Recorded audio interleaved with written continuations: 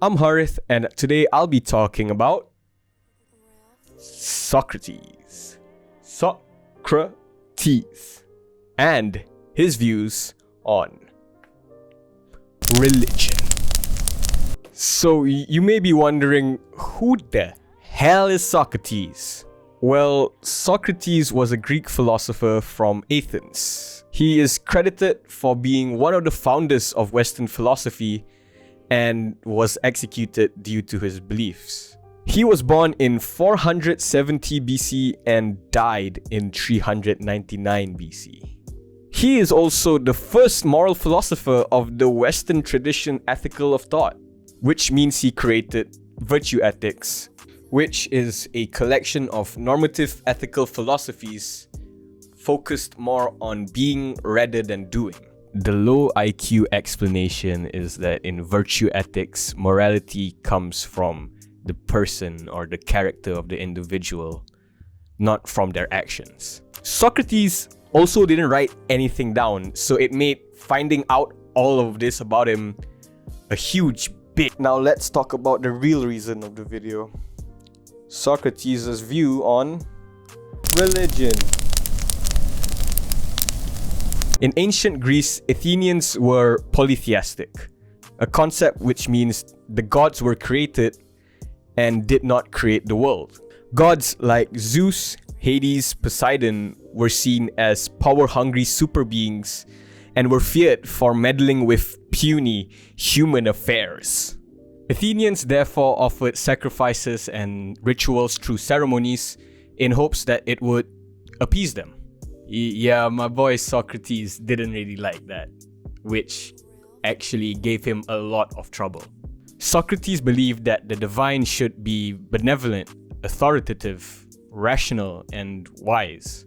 Also, Socrates wasn't the biggest fan of religion. He actually tried to get young people to convert out of religion, which made him a lot more enemies than he already has. He didn't believe in theological belief. Instead, he believed in ethics, like friendship.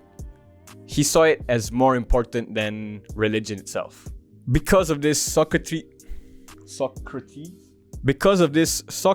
was charged for not believing in the same gods that the city worshipped and for introducing a new divination that corrupted the younger youth.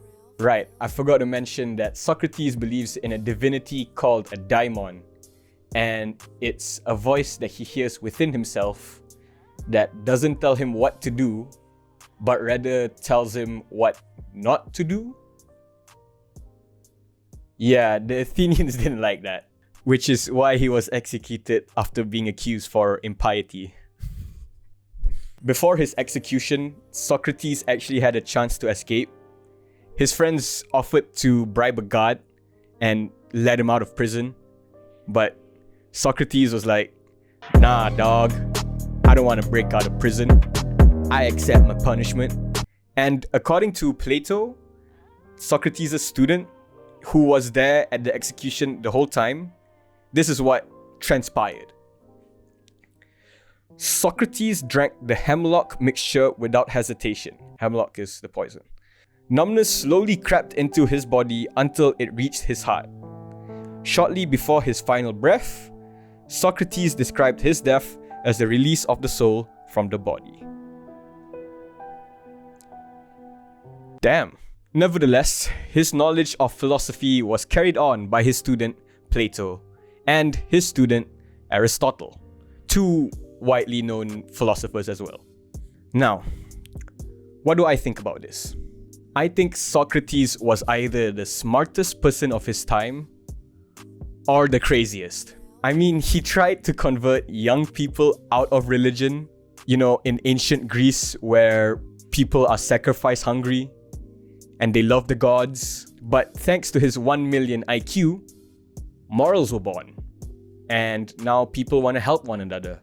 They want to work together to achieve something. And it's because Socrates stuck to his beliefs. He was smart enough to think about philosophy, to think about ethics and values. And he managed to keep his beliefs, his daimon inside him, whatever it was. He managed to believe in that all the way till the end, which is pretty cool of him as well. I also admire him for not really believing that sacrifice would be one of the ways that can appease the gods, to protect the human beings from being attacked by the gods. How would killing somebody help a god? I don't understand. I never understood that. What the hell is that? And that's about it for the video. I want to thank Mr. Irwan, and I want to thank everyone else for listening. Yeah, and I think that's all I wanted to say.